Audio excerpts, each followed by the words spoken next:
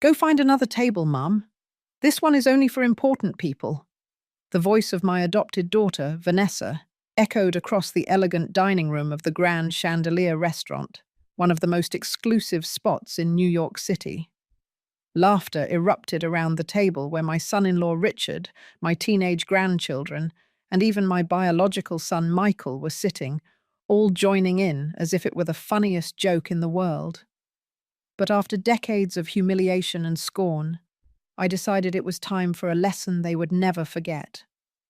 But before I continue, make sure you are already subscribed to the channel and write in the comments where you are watching this video from.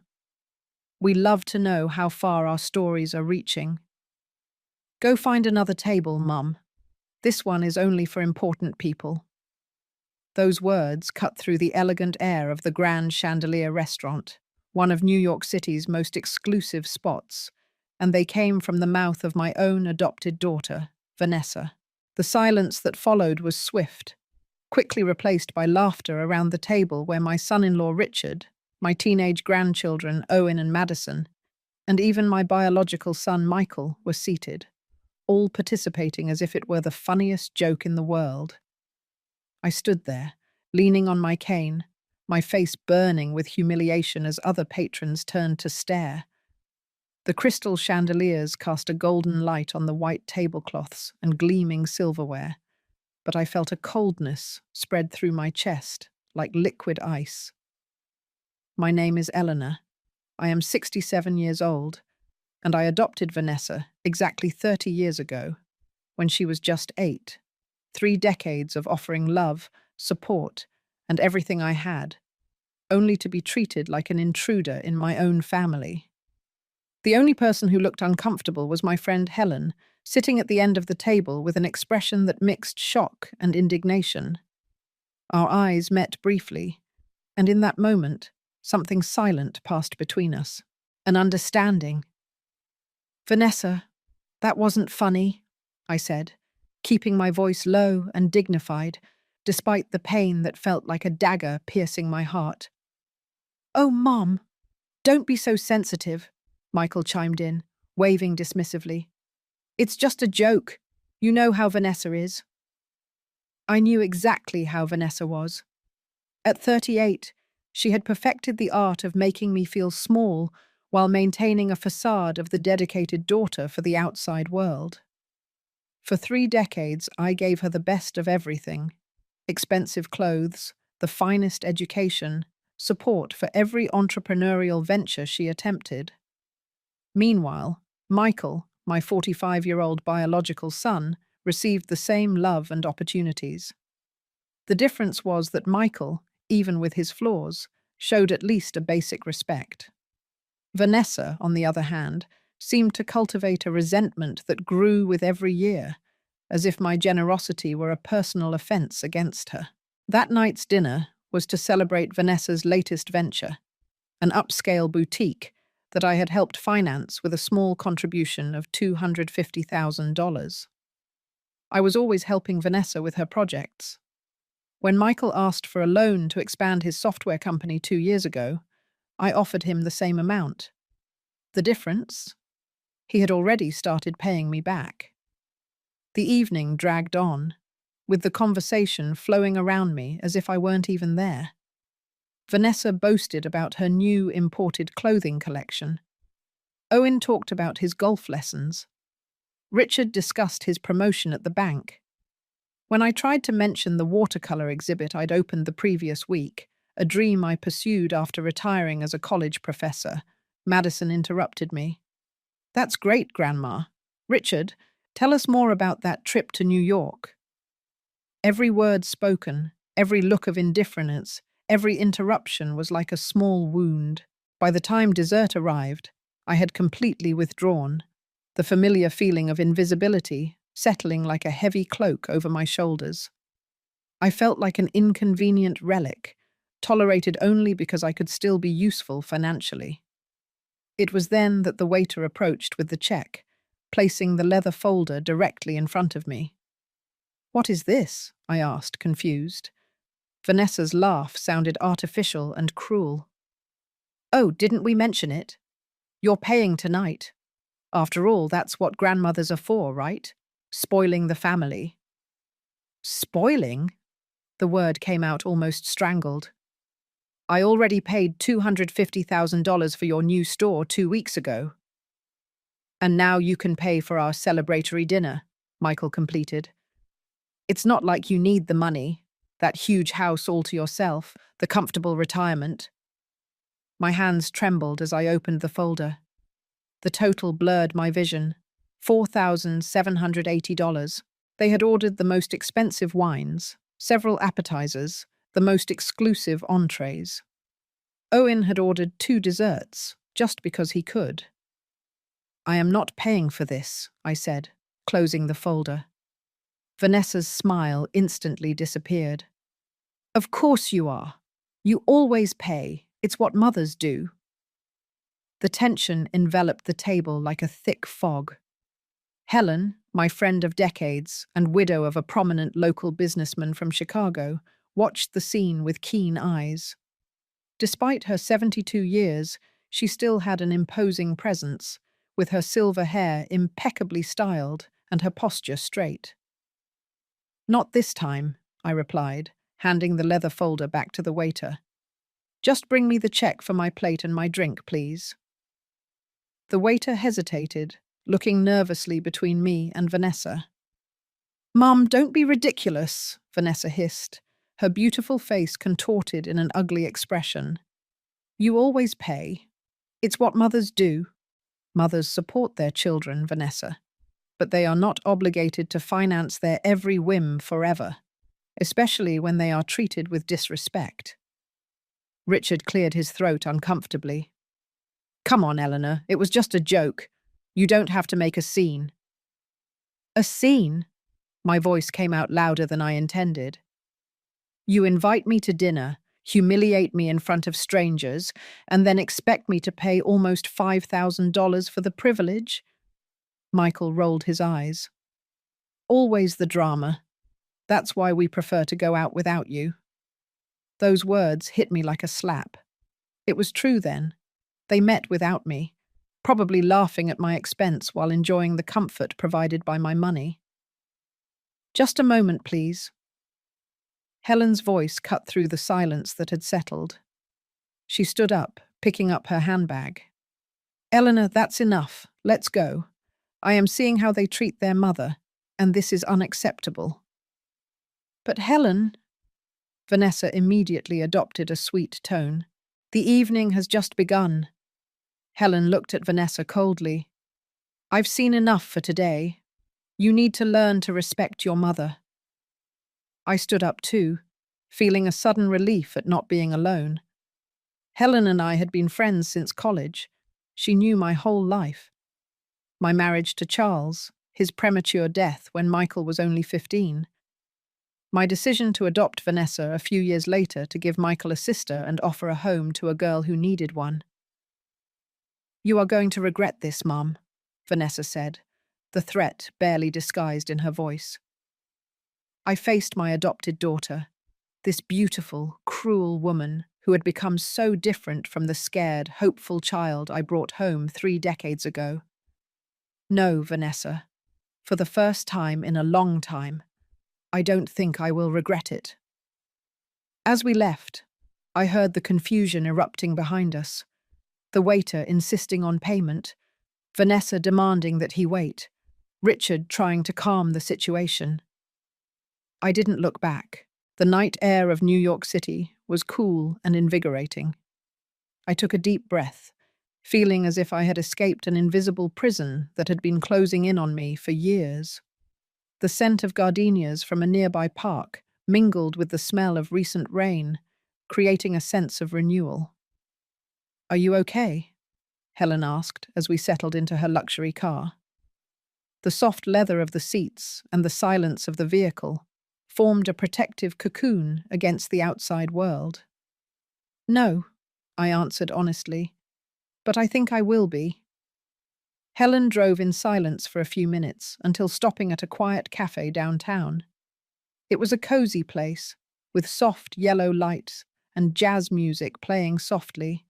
the kind of atmosphere that invites confidences. "We need to talk, Eleanor," she finally said, as we settled into a secluded table. What happened tonight wasn't the first time, was it?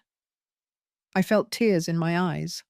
The lump in my throat felt the size of a fist.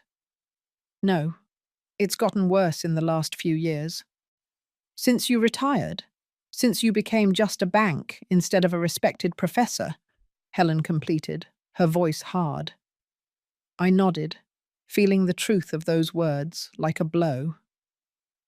In the last 5 years, since I left my position as a history professor at the university, the dynamic with my children had changed drastically.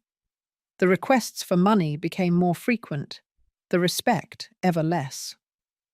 They treat me like I'm a senile old lady, Helen, as if my only utility is signing checks.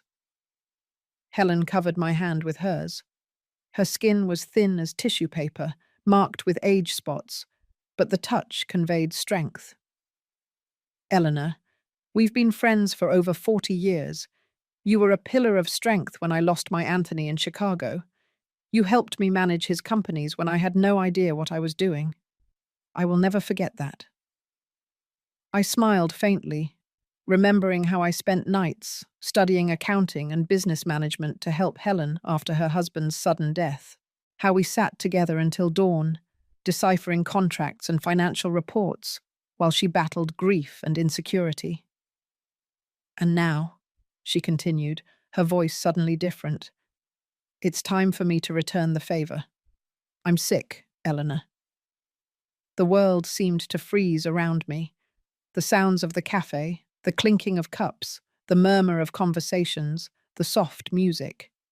Everything disappeared, replaced by a dull buzzing in my ears. What? No.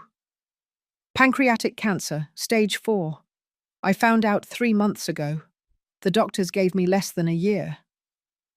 Helen's revelation fell on me like an avalanche. My friend, my pillar of strength for so many years, was dying. The cafe around us continued in motion. Waiters attending tables, customers conversing, life proceeding normally, while my particular world was completely transformed. "Why didn't you tell me sooner?" I asked, my voice barely a whisper. Helen offered a sad smile, that kind of smile that carries the wisdom of one who has already made peace with the inevitable. Because I needed to put my affairs in order first, and because I wanted to make sure of a few things. What things? About how your children treat you, about how you've been living. She took a sip of her tea, her eyes never leaving mine. I've been observing from afar for years, seeing how Vanessa and Michael gradually changed, how they went from being loving children to adults who seem to see you only as a means to their ends. I couldn't deny her words. The transformation had been slow, almost imperceptible, like water eroding a stone over decades. Small disrespects that grew, calls that became less frequent unless they needed something. Impatient looks when I talked about my own interests. It's not that bad, I tried to defend myself, more out of habit than conviction. It's not? Helen arched a silver eyebrow. Eleanor, you were just publicly humiliated by your own daughter. They expected you to pay almost $5,000 for a dinner where you were treated like an intruder. That is financial and emotional abuse. Her words hit me with the weight of the truth that I had been avoiding. For years, I justified their behavior. Michael was stressed with work. Vanessa had insecurities about being adopted. They simply didn't realize how their words affected me. "What do you want me to do?" I asked, suddenly feeling very old and tired. "They are my children, and I love them, I know." Helen leaned forward, her eyes intense. "But love doesn't mean letting them abuse you. Sometimes love means setting boundaries, and sometimes it means consequences." She opened her expensive, soft leather handbag and took out a heavy envelope, placing it on the table between us. The paper was thick, likely from a fine stationery store sealed with the logo of a renowned law firm. "What is this?" "My will," Helen simply replied. "And a proposal." I looked at her, confused. Helen smiled, a smile that mixed sadness and determination. "Eleanor, when Anthony died in Chicago, you taught me to be strong. You showed me how to manage his companies, how not to let the male executives belittle me. You helped me transform a prosperous business into an empire." It was true. What started as a medium-sized import company under Anthony's direction had become, under Helen's leadership, one of the largest business conglomerates in the Midwest, with holdings in logistics, technology, and retail. "The companies are worth almost $2 billion now," Helen continued, "and I don't have children to leave them to." I swallowed, beginning to understand where she was going. The cafe seemed to have shrunk around us, as if the rest of the world had disappeared. "Helen, no. I always thought about leaving everything to you," she proceeded, ignoring my interruption. "You are the sister I never had, but after seeing how your children treat you, I fear they would simply squander everything, not just the money, but the legacy I built." "What exactly are you proposing?" I asked, feeling a mixture of apprehension and curiosity bubbling up inside me. Helen pushed the envelope toward me. "Open it." With trembling fingers, I opened the envelope and pulled out a bundle of legal documents. The words seemed to swim before my eyes. As I read, my breathing became faster and faster. "It's a kind of game," Helen explained, while I tried to absorb the contents of the papers. "A test for your children, and also for you." The will named me as the primary heir to Helen's entire estate, with one condition. Over the next 6 months, I had to establish clear boundaries with my children. No more money, no more financial favors, no more allowing abuse. If I managed to maintain those boundaries until the end of the trial period, the inheritance would be confirmed. If you fail, if you give in to their requests, if you return to the old patterns, everything will go to charity, not a penny for you or for them. "Why do this?" I asked, stunned. "Because you deserve more than being a walking ATM for ungrateful children. Because I want my money to go to someone who values it and uses it wisely. And because," her voice softened, "I want the months I have left to see you reclaim your dignity and strength." I looked at my friend, this extraordinary woman who, even facing her own mortality, was more concerned about my well-being. "And what if they change?" I asked. "What if they realize their mistakes?" Helen's smile was both hopeful and skeptical. "Then they will be worthy of you finally. But Eleanor, you have to be prepared for the possibility that they won't change. That, when the money runs out, they will show who they really are." I felt the weight of that moment. The choice laid out before me. Continue as I was, funding disrespect and abuse, or set boundaries and potentially lose the relationship with my children. "I'm not sure I can do this," I confessed. "You can," Helen said with conviction. "The same woman who faced widowhood at 37, who raised a son alone, who adopted an 8-year-old girl when many told her it was crazy, who became one of the most respected professors at the university. That woman can do anything." When I got home that night, I found 3 messages on my phone. One from Vanessa, one from Michael, and one from Richard. All furious, all demanding explanations for my shameful behavior at the restaurant. None of them mentioned who had paid the bill. Instead of answering immediately, I sat on the back porch of my house. It was a spacious property in one of the best neighborhoods in New York City, bought with my own savings after decades of hard work. The yard, with its meticulously maintained garden, shone softly under the moonlight. This place had always been my refuge, my sanctuary. I thought about how I had gotten here. After Charles's death, so young, only 42, a sudden heart attack, I found myself alone with a teenage son and an uncertain future. Instead of falling apart, I threw myself into work. I transformed my pain into purpose, becoming one of the most dedicated professors at the university, climbing the academic ranks while raising Michael. Adopting Vanessa was a decision many questioned. A single woman of 37, already with a 15-year-old son, adopting an 8-year-old girl with a history of abandonment seemed like a recipe for disaster. But I saw her in that orphanage, with her big eyes full of hope and fear, and I knew she was my daughter. The early years were difficult, but rewarding. Vanessa had her nightmares and moments of rage, her deep-seated insecurities. But she also had a laugh that could light up an entire room, a sharp intelligence, and a fierce determination. As for Michael, after some initial resistance, he became a protective older brother. When did everything change? There was no defining moment, just a gradual erosion. Michael graduated, started his career, got married, and had children. Vanessa followed a more turbulent path, dropping out of college, going through a series of failed relationships, starting and closing several businesses. And at some point, both began to see me less as a person and more as a resource. My phone vibrated again. It was Vanessa. "Mom, answer the darn phone. We need to talk about this ridiculous behavior." I took a deep breath and made my decision. Helen was right. It was time to set boundaries. I wrote a single message and sent it to both children. "I will be available for a civil conversation tomorrow at 3:08 in the afternoon.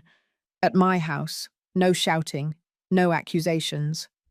I have some changes to communicate." I turned off the phone completely after that, something I had never done before. The silence that followed was both terrifying and liberating. The next morning, upon turning the phone back on, I found dozens of messages, each more indignant than the last. I ignored all of them and spent the day preparing for the confrontation to come. At 2:55 in the afternoon, the doorbell rang. Vanessa was there, looking impeccable as always in her designer clothes, but with dark circles under her eyes that revealed a restless night. Behind her, Michael looked equally tired, a rare dishevelment in his normally businesslike appearance. To my surprise, Richard was also present, looking uncomfortable. "Come in," I said calmly, leading them to the living room where I had prepared tea. "What the heck was that last night?" Vanessa began immediately, completely ignoring my request for civility. "Vanessa," I said, keeping my voice steady, "if you can't speak with respect, this conversation ends now." She blinked, surprised by my tone. How long had I allowed them to treat me this way, without contestation? "You left us with a check for almost $5,000. "A check you created," I countered.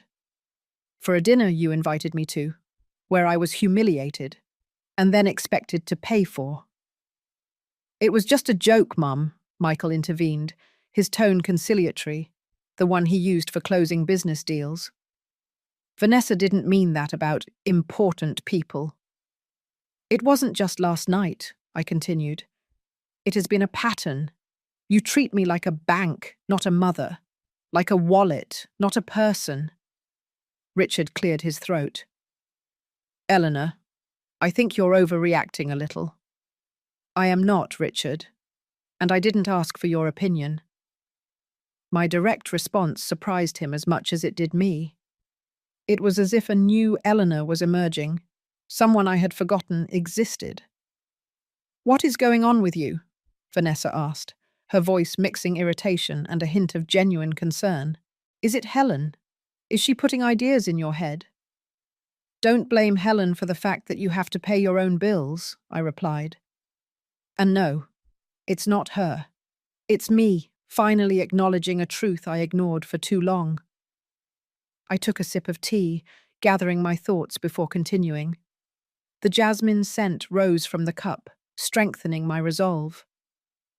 As of today, there will be some changes. First, there will be no more money. No loans, no investments in new businesses, no financial help of any kind. The silence that followed was absolute. All three stared at me as if I had just announced I was joining the circus. Vanessa's expression oscillated between disbelief and outrage, while Michael seemed to be trying to process whether I was serious or not. "You can't be serious," Michael finally said. "I am completely serious. You are adults. Michael, 45. Vanessa, 38. Richard, 42. It is time for you to live within your own financial means." Vanessa jumped up, her chair scraping on the hardwood floor with a sharp screech. "This is absurd. I just opened the boutique. I need working capital. You promised you would help me." "I already gave you $250,000, I reminded her. "Use it wisely." "Mum," Michael tried with his most reasonable tone. "I understand you're upset about last night, but this is an overreaction. Families help each other."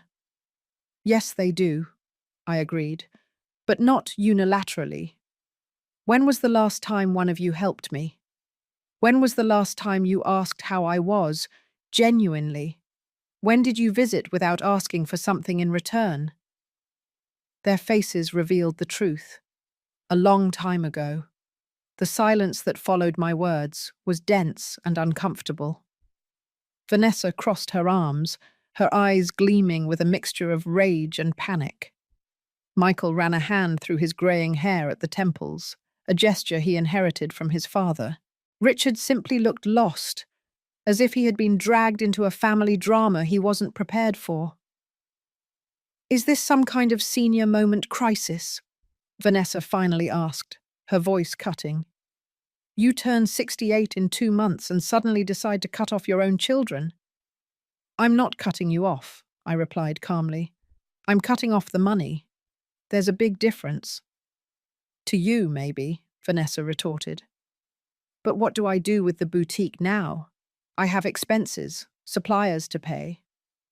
"Do what other entrepreneurs do. Seek bank financing, cut costs, work harder." I kept my voice firm. "It is no longer my responsibility to prop up your ventures." Michael, always more strategic than his sister, changed tack. "Mum, we're worried about you. This behavior is not normal. You were always so generous, so available to us." "And I am still emotionally available," I clarified. "You can call me, visit me, talk. Just don't ask me for any more money." "It's that old lady," Vanessa said suddenly, her eyes narrowed. "Helen is behind this, isn't she? What did she offer you?" I felt a chill run down my spine. It was incredible how quickly Vanessa could identify the source of a potential advantage or threat. Her intuition for opportunity had always been sharp. "Helen has nothing to do with my decisions," I lied partially. Her influence was present, but the final decision had been mine.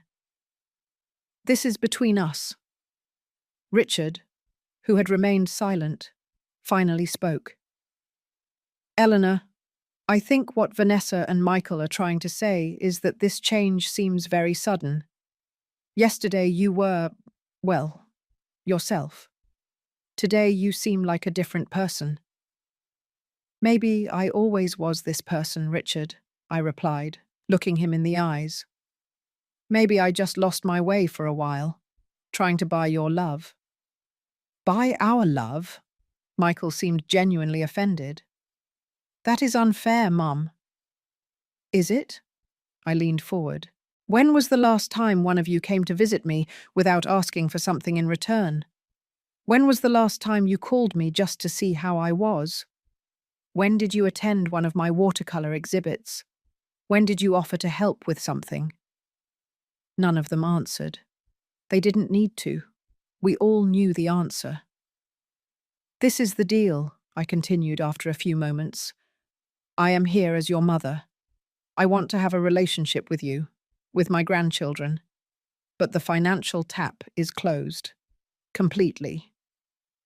Vanessa stood up abruptly, her chair scraping on the hardwood floor with a sharp screech. You are going to regret this. When you need us, and you are going to need us, you're getting old. We'll see if your pride is worth it. It's not pride, Vanessa. It's self-respect. She grabbed her designer handbag and marched toward the door. Come on, Richard. We have nothing more to discuss here. Richard hesitated, looking torn. For a brief moment, I thought I saw something like respect in his eyes before he followed his wife. Michael remained seated, watching me with an expression I couldn't decipher. The room was now immersed in a disturbing silence, broken only by the ticking of the antique grandfather clock that had belonged to my parents. Do you also think I'm wrong? I asked after the front door closed with Vanessa and Richard's departure. My son sighed deeply. I don't know what to think, Mum. This is unexpected. Life sometimes is. He stood up slowly. I need to process all of this. Vanessa is going to be furious for weeks. Probably, I agreed. At the door, he stopped and turned. Are you okay? Really? It was the first genuine question about my well-being he had asked in months, maybe years.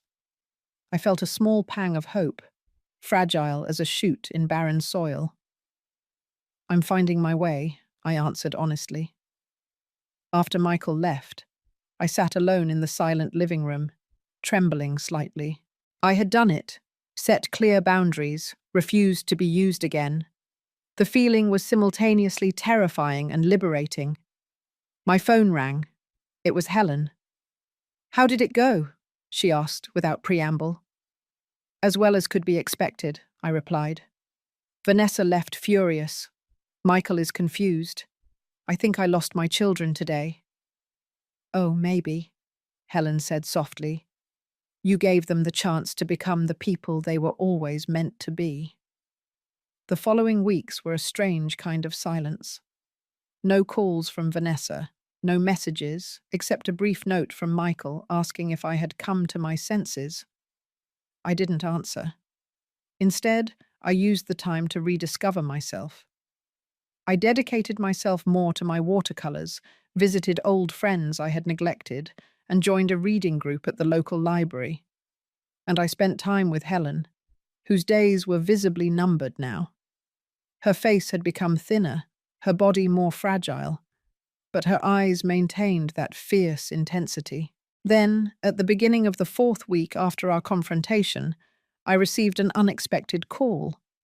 It was the school for Madison, my 15-year-old granddaughter. Mrs. Eleanor, Madison is here in the nurse's office. She fainted during gym class and asked us to call you instead of her parents. I found Madison sitting in a chair in the school nurse's office, looking small and vulnerable in her crumpled uniform.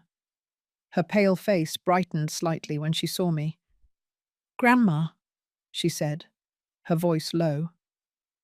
I sat beside her, taking her hands in mine. They were cold and trembling. What happened, dear? The nurse approached. She fainted during gym class. Her blood pressure is low, and she admitted she hasn't been eating well. Not eating? I looked at my granddaughter, now noticing the thinness of her face, the dark circles under her eyes. How had I not noticed before? Can we talk privately? Madison asked, looking nervously at the nurse. The professional nodded understandingly. I'll leave you alone for a few minutes. When the door closed, Madison broke down in silent tears. Everything is a mess, Grandma. Everything. I put my arm around her shoulders. She seemed to have lost weight since the last time I saw her. Tell me what's going on. Mom and Dad are fighting all the time, she explained between sobs. Since that night at the restaurant, it's just yelling. The store isn't doing well. Mum says it's your fault for not giving more money. Dad says she needs to wake up and learn to run a real business. My heart tightened. I am so sorry you are going through this. Madison wiped her tears with her uniform sleeve. There's not much food at home now. Mum is putting all the money into the store. She said we have to save, that we are in survival mode because of what you did. The guilt hit me like a wave. Were my boundaries affecting my innocent grandchildren? Then I realized it wasn't my boundaries causing this, but Vanessa's response to them. She was choosing to prioritize her failing business over the well-being of her own children. "Did you eat today?" I asked. She shook her head. "We are going to solve this right now." I stood up, determined. "First, we're going to lunch. Then I'm going to talk to the nurse and take you home with me today." Madison's eyes widened. "Mom is going to be furious. Let me handle your mother." After a substantial lunch at a nearby diner, where Madison devoured a full plate as if she hadn't eaten in days, I called Vanessa. She answered on the fourth ring, her voice instantly defensive. "What do you want now?" "Madison is with me," I informed her calmly. "She fainted at school today due to lack of proper nutrition." Silence on the other end. Then, "What are you implying?" "I'm not implying anything, Vanessa. I'm stating a fact. Madison will stay with me tonight. Tomorrow we would like you and Richard to come over for dinner to talk." "I don't need your lectures on parenting," Vanessa hissed. "This is not about you or me," I replied firmly. "It is about Madison and Owen. If you truly care about your children, you will be here tomorrow at 7 o'clock in the evening." To my surprise, Vanessa showed up the next night, along with Richard and Owen. My grandson, normally confident and sometimes arrogant like his father, looked tired and disheveled. The tension in the family was clearly affecting both teenagers. I prepared a simple but hearty dinner. During the meal, the atmosphere was tense and silent, until Vanessa finally put her fork down hard. "So, this is what we're here for you to show off how you can feed our children better than us." "We are here," I replied calmly, "because your children are suffering and we need to find a solution." "The solution is obvious," Vanessa retorted. "Stop this tantrum about money and help us like you always did." Owen, to my surprise, interrupted. "Mum, it's not Grandma's fault that you don't know how to manage money." The silence that followed was cutting. Vanessa looked at her son as if he had just slapped her. "How dare you speak to me like that?" "It's true," Owen continued, apparently releasing pent-up frustration. "Grandma gave you $250,000 for the store, and in less than a month, you're already broke. You bought that ridiculously expensive Italian stock that no one wants. You rented the most expensive space in the mall, and now we are the ones suffering." Richard cleared his throat uncomfortably. "Owen, respect your mother." "And you?" Owen turned to his father. "You just complain, but you don't do anything to help. At least Uncle Michael is trying to keep his own business running without whining for money from Grandma." Madison, silent until then, finally spoke. "I just want you guys to stop fighting. I just want to be able to sleep at night without hearing shouting." Vanessa's face crumpled, the mask of indignation giving way to something more vulnerable. For a moment, I caught a glimpse of the 8-year-old girl I had brought home all those decades ago. "I'm trying," she said, her voice breaking. "I'm trying to keep everything running." "Alone," I added softly, "as you always tried to do everything alone, even when I offered real help, not just money." Vanessa looked up at me, confused. "What do you mean? How many times did I offer to teach you about financial management, about how to run a business? You always refused, preferring the easy way out, just asking for more money when things got tough." Richard surprised everyone by speaking. "She's right, Van. Your mother tried to teach you to fish, but you only wanted the fish already made." Richard's comment dropped like a bomb on the table. Vanessa turned to face him, betrayed by her own husband. For a tense moment, I thought she was going to explode, but then something unexpected happened. Her shoulders dropped, and she covered her face with her hands. "I don't know how to do this," she admitted, her voice muffled. "I never knew." It was a moment of vulnerability so rare that no one at the table initially knew how to react. Madison timidly reached out and touched her mother's arm. Owen, despite his earlier outburst, looked uncomfortable seeing his always strong mother suddenly break down. "Vanessa," I spoke softly, "the problem was never a lack of ability. You are smart, determined, charismatic. The problem was always that you never really needed to try, because I was always there to solve any mistake with more money." She uncovered her face, her eyes red. "And now you've taken away the safety net." "Yes," I confirmed, "because I believe you can fly without it." Richard spoke up, surprising me again. "Eleanor is right, Van. We need to solve this ourselves, as a family." I looked at my son-in-law with new respect. Maybe there was more to him than the complacent man who always showed off. "What do you suggest, then?" Vanessa asked, sounding genuinely lost. "First," I replied, "the children come to my house temporarily until you stabilize the situation at home. No arguments, no deprivations." To my surprise, Vanessa didn't protest. "Second," I continued, "I will not give any more money, but I can offer something more valuable, knowledge. I will help you analyze the business, restructure it, make it viable, as a mentor, not an investor."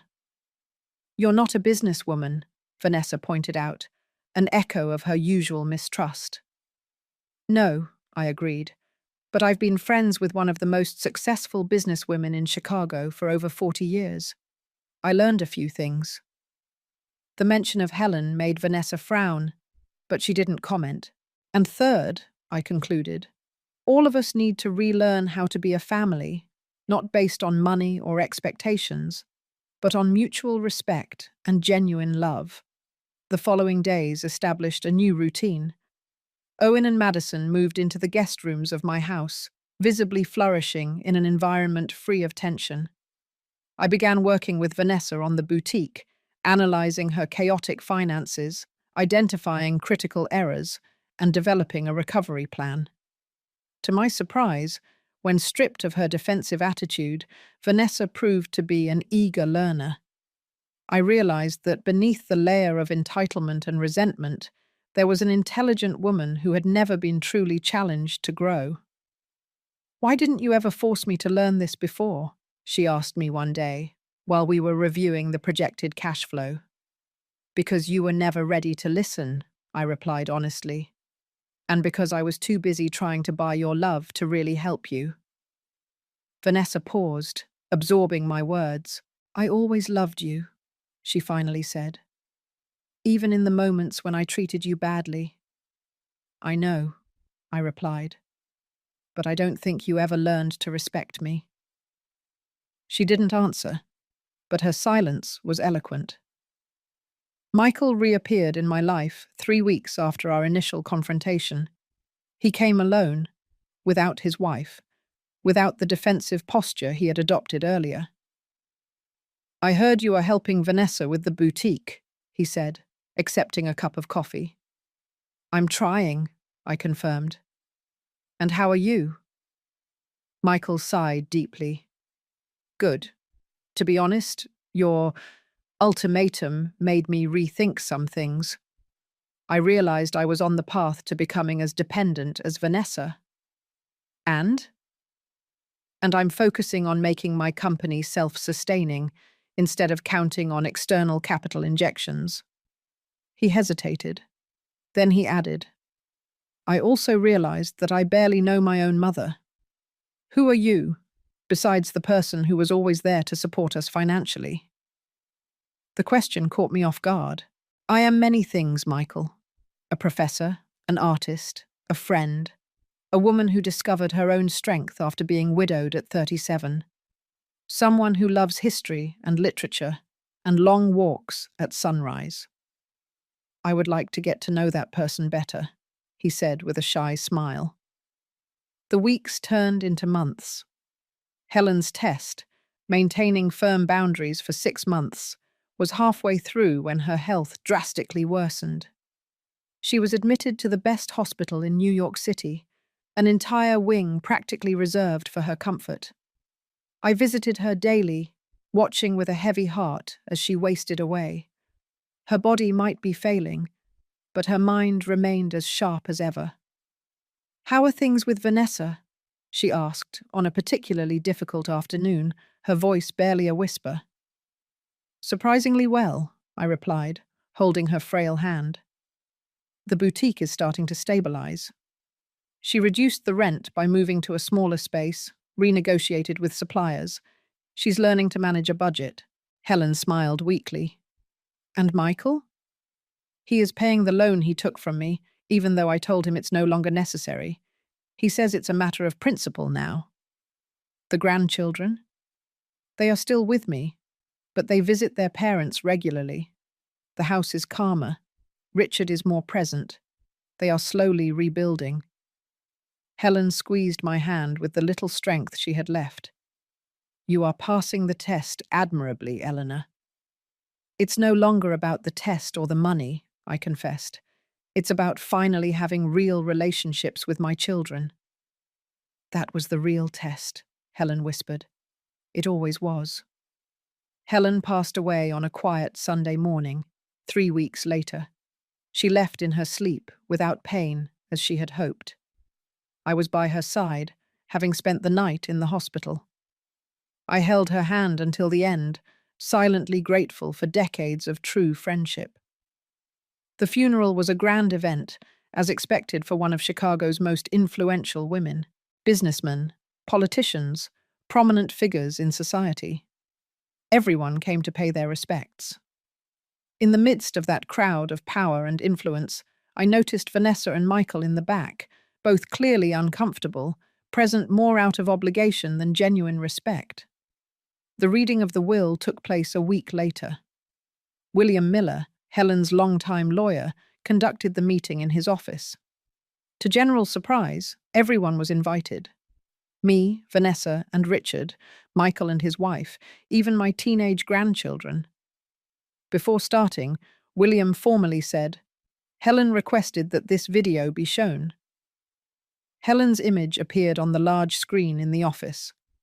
Despite being clearly weakened by the illness, she maintained that dignified posture and penetrating gaze that always characterized her. "If you are seeing this, I have already departed from this world," she began.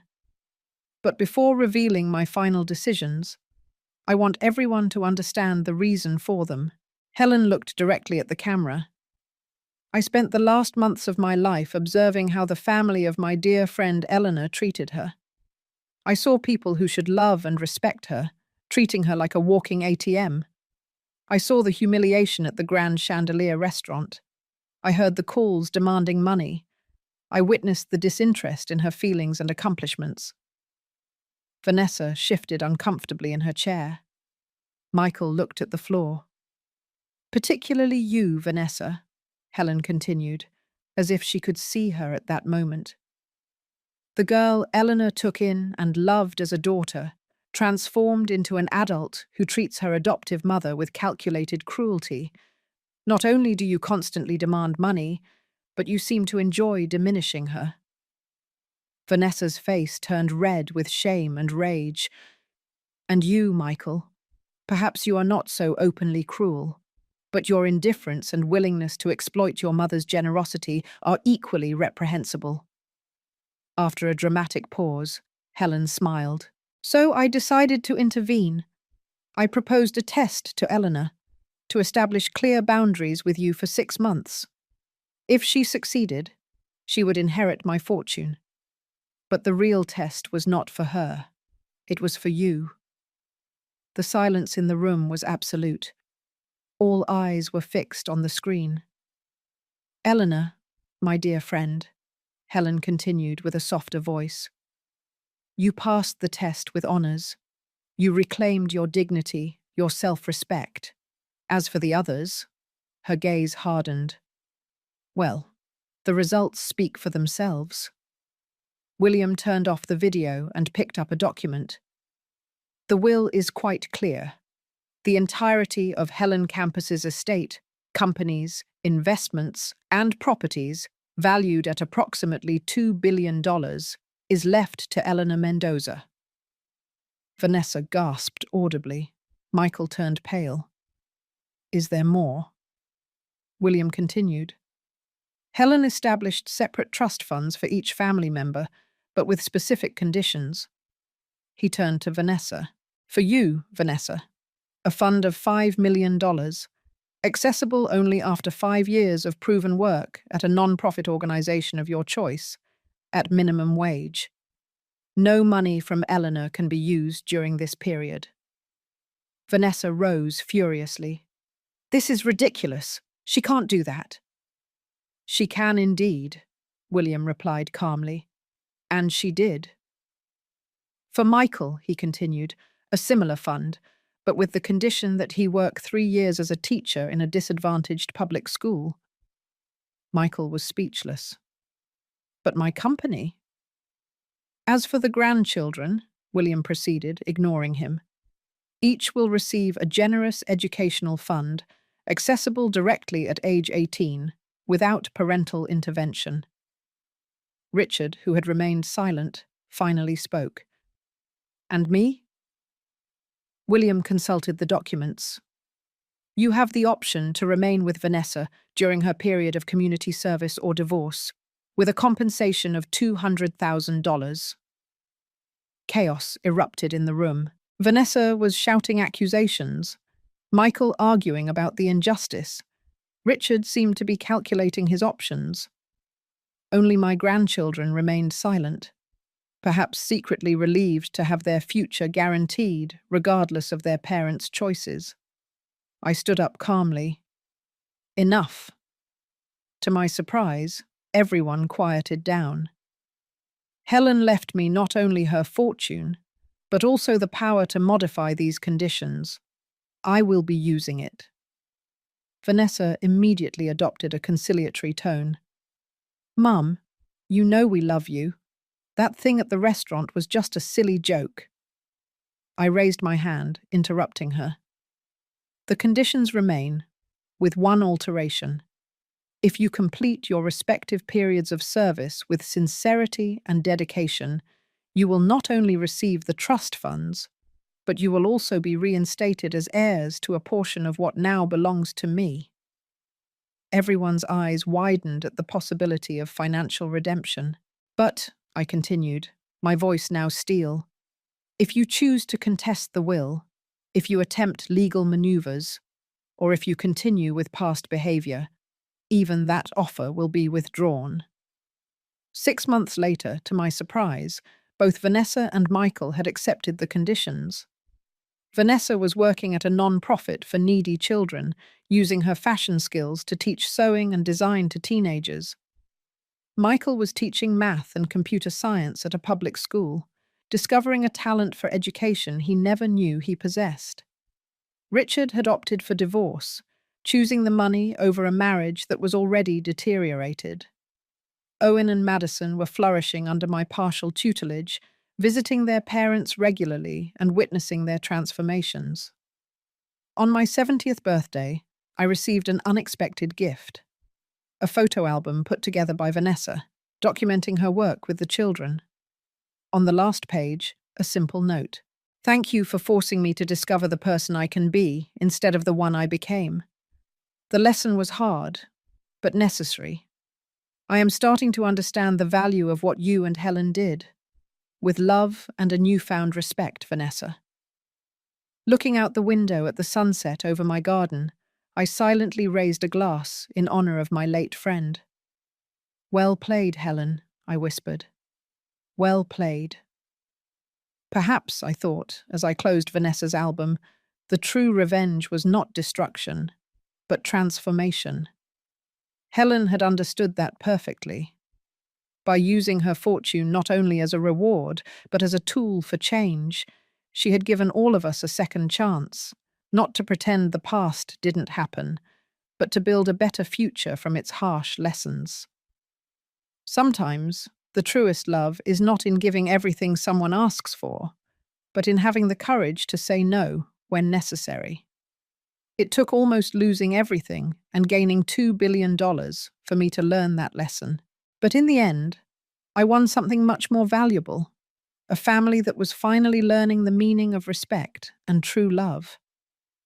Now, if you liked this story, click on this next video that is appearing on the screen, because in it, there is a story of betrayal and revolt like you have never seen before.